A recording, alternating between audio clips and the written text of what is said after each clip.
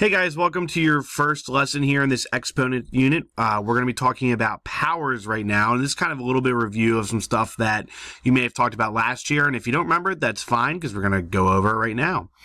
A power is any number that we express by using exponents, okay? So if you look over here, this is an example of what we would call a power, okay, 4 to the third. Now, a power is made up of a couple different parts. First off is the thing that makes it a power, the exponent, okay? That's the number that tells you how many times you are listing the base number as a repeating factor. And then the base number is the number which is repeated. Basically, what you're saying is you take this base number. So over here, our base number is 4. And you take it and you multiply it by itself the number of times the exponent tells you. So in this case, it tells you to multiply it 3 times. There's a couple different specific ones we talk about. Anything to the second power we refer to as squared. So if you ever heard somebody say, hey, 3 squared or 4 squared, what they are saying is they're taking it to a second power.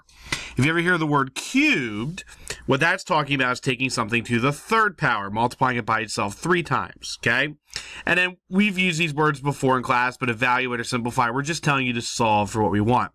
So down here, here's an example of some things that we can rewrite using exponents. So basically, a running theme, hopefully you've noticed in class, is that mathematicians are lazy. They do not like to write more than they have to.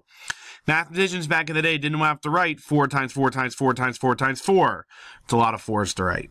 So they would count how many times we're multiplying. All right, I have 4 and 4 and 4 and 4 and 4. I'm multiplying it 5 times, and they would rewrite it as an exponent. And the exponent for this one would be 4, which is our base number, and then to the 5th. 5 would be the exponent. We're taking 4, multiplying it 5 times. 4 to the 5th is the power that I would write.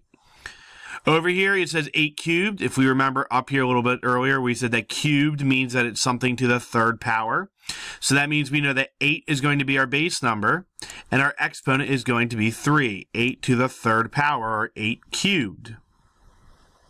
We can have more than one base number kind of show up in a power. Down here, we have 3 showing up 3 times, and we have 5 showing up twice.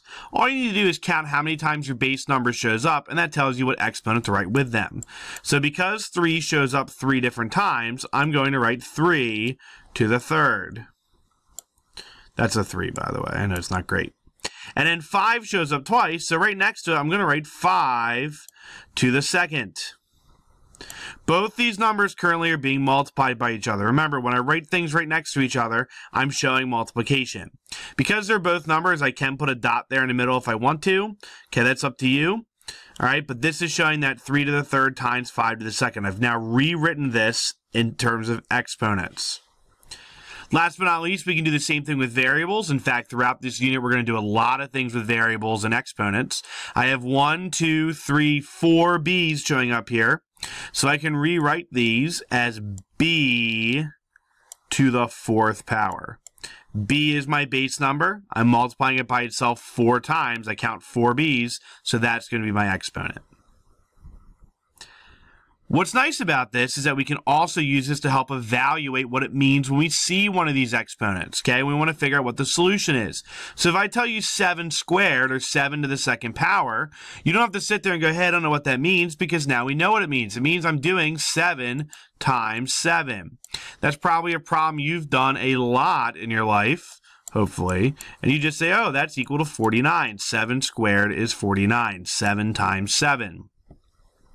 When I see something like 5 cubed, I'm going to go ahead and rewrite that as 5 times 5 times 5. Okay, I'm seeing my base number of 5. I'm taking it to the third power, so I'm going to rewrite my base number 3 times. And I know that if I do 5 times 5 times 5, I'm going to get 125. Down here, I have 4 cubed. Again, if I remember back up at the top, we said that cubed meant something to the third power. So I could rewrite this as 4 to the third power. But that's not necessarily the simplest I could write it. I could also go ahead and rewrite it as 4 times 4 times 4. And if I were to go ahead and evaluate that, 4 times 4 times 4, I would end up getting 64. Over here, I have 2 to the third times 4 to the second. Remember, the exponent tells me how many times to rewrite my base number. So I can rewrite this as 2 times 2 times 2, because I have 2 to the third power, so 3 2's. And then 4 squared is going to be 4 and 4. 4 to the second power means I have 2 4's. I go ahead and multiply these. 2 times 2 times 2 times 4 times 4. Well, let's see. 2 times 2 is 4, times 2 is 8, times 4 is 32, times 4 is 128.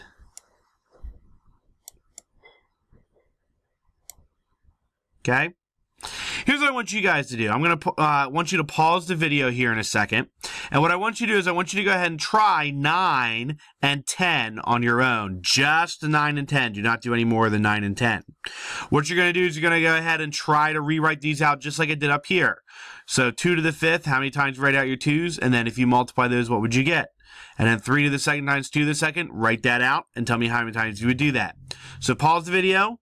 I'll give you guys a second to do that. Then come back and check your answers with me.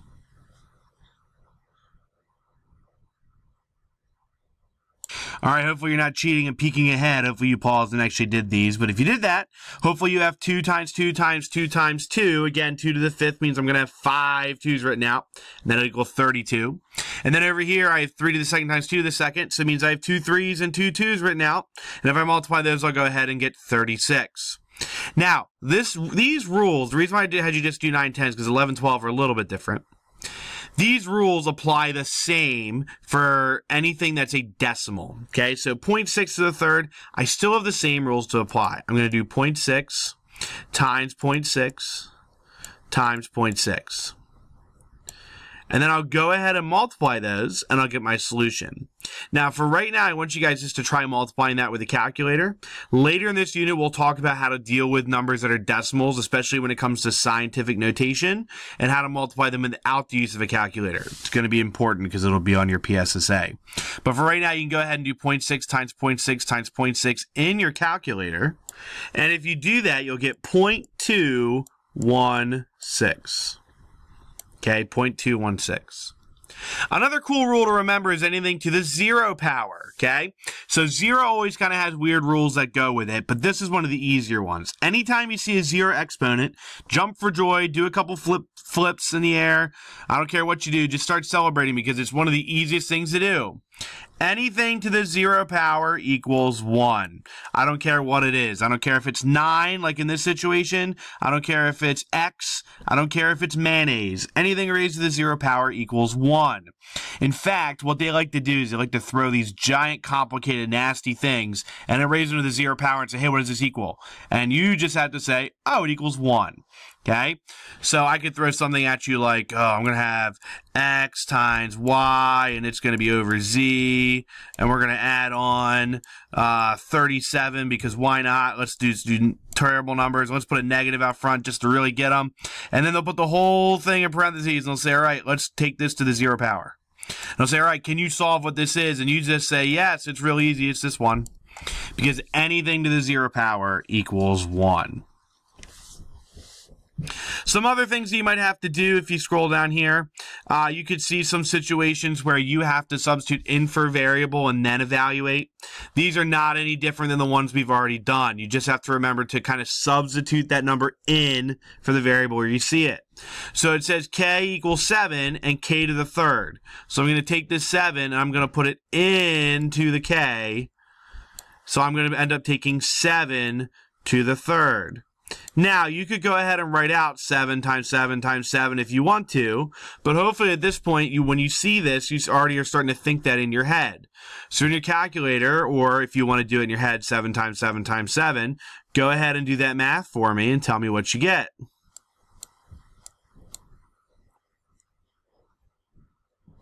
All right, hopefully if you did that, you ended up with 343. 343.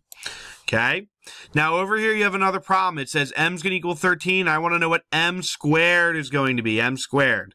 So again, here's what I want you to do. Go ahead and pause the video. Try putting 13 in for m, and then telling me what's going to happen when you go ahead and square that. Go ahead and do that for me now, guys.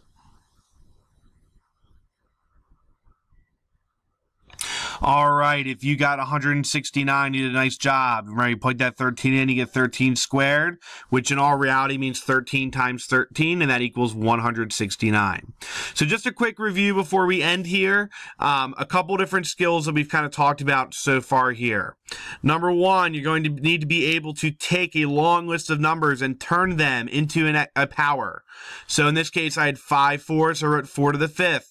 Here I had 3 3s and 2 5s, so I wrote 3 to the 3rd and 5 to the 2nd. Okay, so taking a long list of numbers being multiplied and rewriting them as a power. You also need to know all the parts of a power. Okay, your base number, your exponent. Okay, what are the parts that make up your power? This kind of correlates with this right here. Okay, these two skills are connected. All right, if you're able to do this, you should be able to list what each part is. Then you also need to be able to do the reverse. If I give you a power, can you tell me what that power equals? Write out what it means in the long form. All right, so really 7 times 7. And then write out what number you get when you do that, 49. And you should be able to do that for any power that I throw at you. You should be able to throw out any power. Last but not least, we have our wonderful something to the 0 power. Anytime you take something to the 0, it equals 1. It's kind of a little trick, but it's something you want to remember because it'll make life so much easier. Imagine wasting so much time trying to solve this really hard problem over here when really all you have to do is see the 0. Nope, it's got to equal 1. Thank you guys for watching. Please make sure you answer all the questions that follow.